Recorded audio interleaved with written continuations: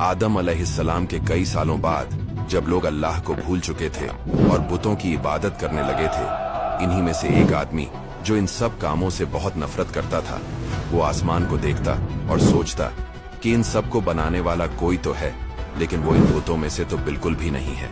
उसने अपनी इस सोच को अपने दोस्तों के साथ शेयर किया और इस तरह 7 लोगों ने उसकी बात मान ली।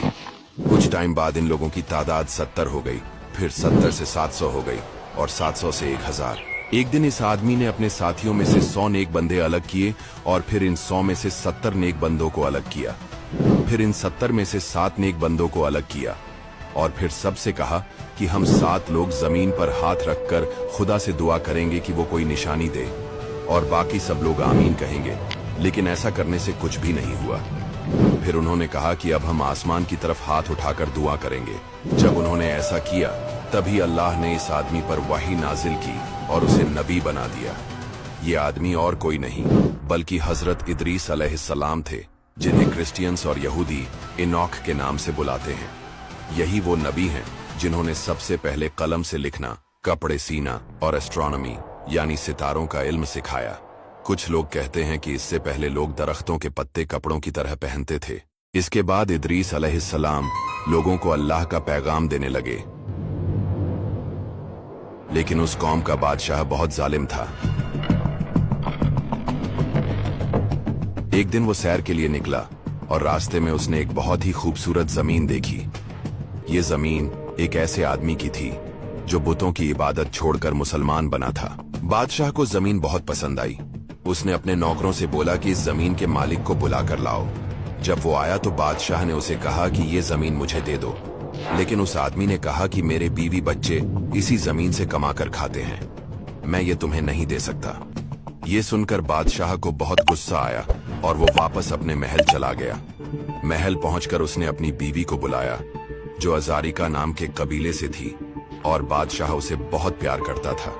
बादशाह ने उसे सब कुछ बताया और कहा कि मैं इस आदमी को कत्ल करना चाहता हूं, लेकिन अगर मैंने ऐसा किया तो सारी अवाम मेरे खिलाफ हो जाएगी। ये सुनकर उसकी बीवी ने कहा, तुम फिक्र मत करो, मेरे पास एक प्लान है जिससे वो कत्ल भी हो जाएगा और वो जमीन भी हमें मिल जाएगी। बादशाह ने पूछा, वो कैसे? उसने कहा, मैं अपने कबीले के कुछ लोगों को भेजती हूं जो इस आदमी को पकड़ कर लाएंगे और सबके सामने कहेंगे कि ये आदमी बुतों को छोड़कर एक नए खुदा को मानता है। इस तरह तुम इसे कत्ल कर सकते हो। बादशाह ये बात मान गया और वो लोग इस आदमी को पकड़ कर ले आए और शहर के लोगों को इकट्ठा करके कहा कि ये आदमी हमारे बुतों को नहीं मानता, इसलिए इसे सजा दी जा रही है।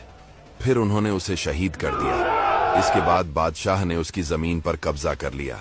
ये देखकर अल्लाह ने इदरीस अलैहिस्सलाम को ऑर्डर दिया कि उस बादशाह के पास जाओ और उसे कहो कि तुमने मेरे इस बंदे को कत्ल करके उसकी जमीन पर भी कब्जा कर लिया और उसकी औलाद को लावारिस कर दिया। मुझे अपनी इज्जत की कसम, मैं कयामत के दिन तुमसे उसका बदला लूंगा और इस दुनिया में भी तुम्हारी बादशाहत को मिटा दूंगा और तुम्हारी उस बीवी का गोश्त कुत्तों को खिलाऊंगा।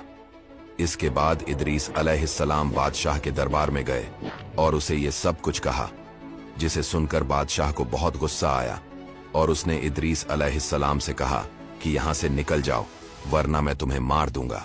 उनके जाने के बाद बादशाह ने अपनी उसी बीवी को बुलाया और उसे सारी बात बताई।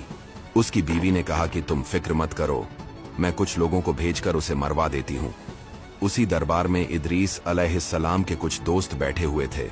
उन्होंने फौरन जाकर ये सब कुछ इदरीस अलैहिस्सलाम को बता दिया और वो अपने कुछ साथियों को लेकर शहर से बाहर निकल गए और एक पहाड़ की गार में रहने लगे।